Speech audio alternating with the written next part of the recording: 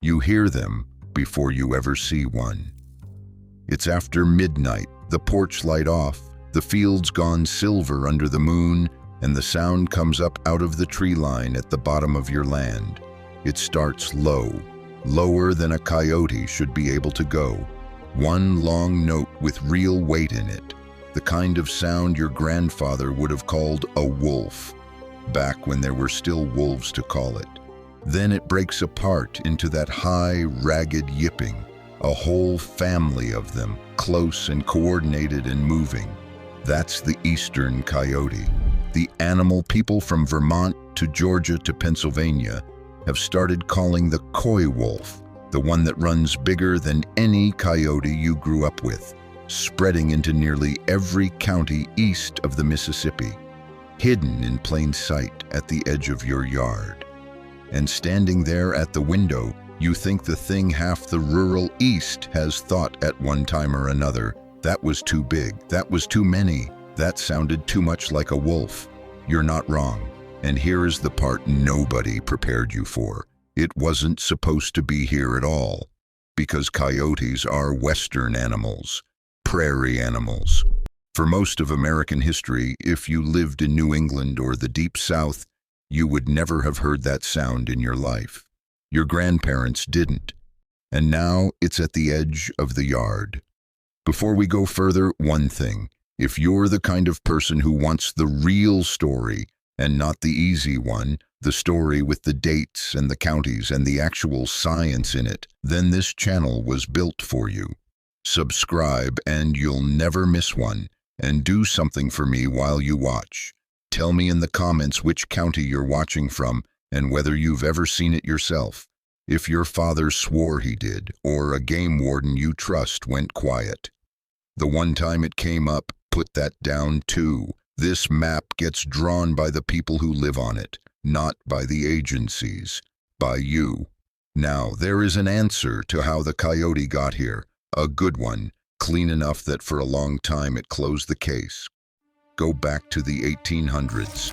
Across the eastern United States, the big predators were being erased. The gray wolf, the eastern wolf, the mountain lion, all of them shot, trapped, poisoned, and bountied out of existence.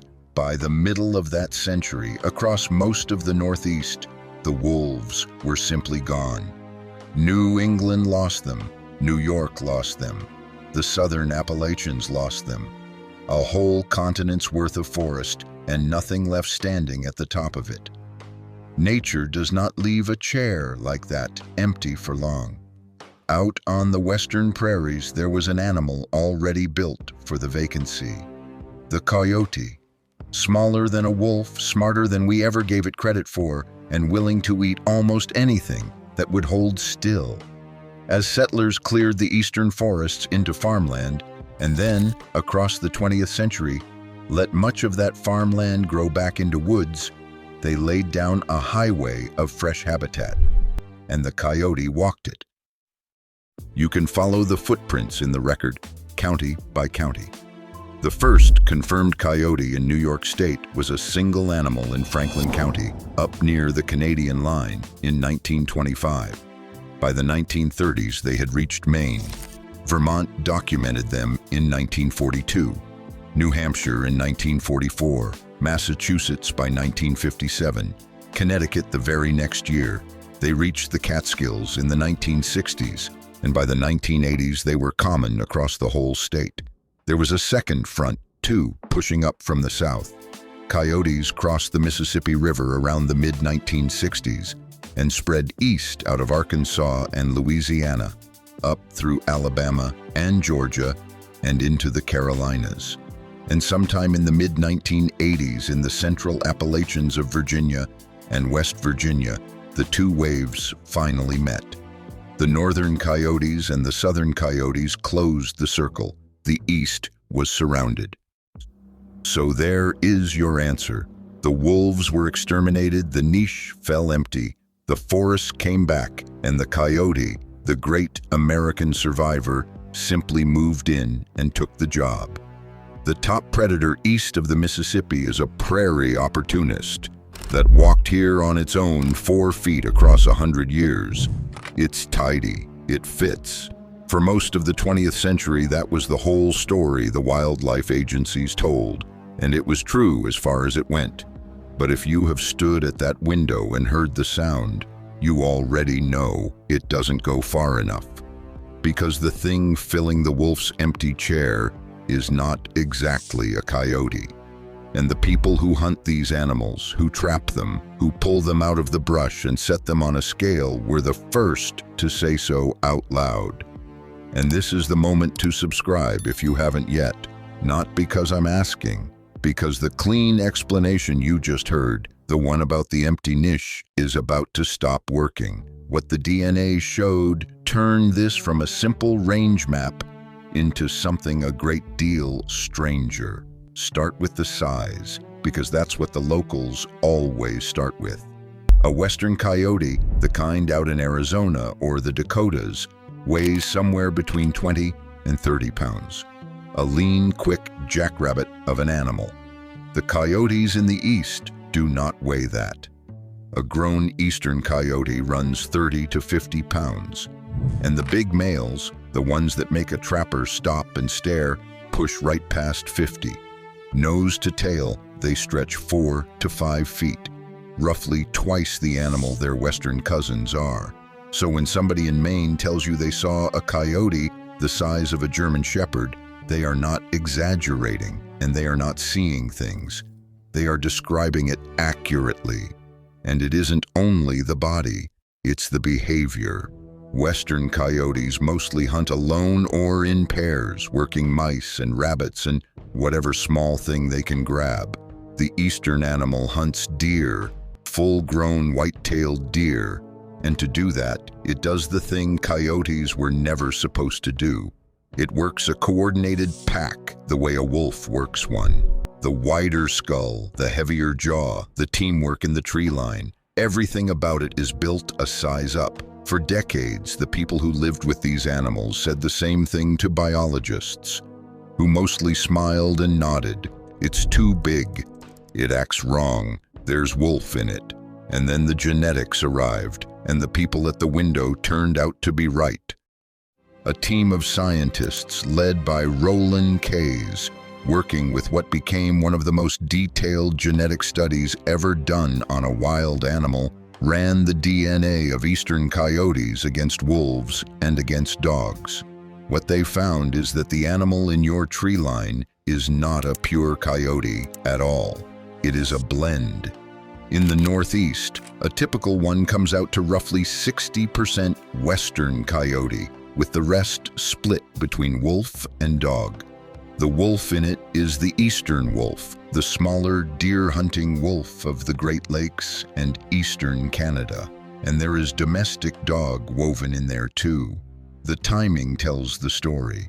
When the coyotes first came east through southern Ontario and Quebec about a century ago, the wolves of that country were being hunted down to almost nothing.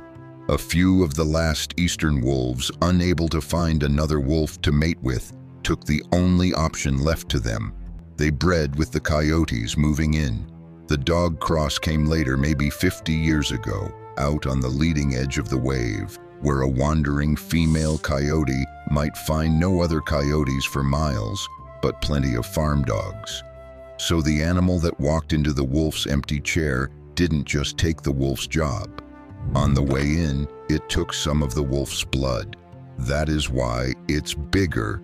That is why it hunts deer in a pack. That is why the howl starts deep and wolf-like before it cracks into that coyote yip. You are hearing two animals in one throat. It is, as one of the scientists put it, an evolution story unfolding right underneath our noses. And here is where even the experts start to argue about what to call it. Because if this thing is part wolf and part dog and part coyote, bigger and bolder than its ancestors, filling a brand new role across a brand new range, then a fair question follows. Is it still a coyote at all? Or are we watching a new animal being born? That is where the word coywolf comes from.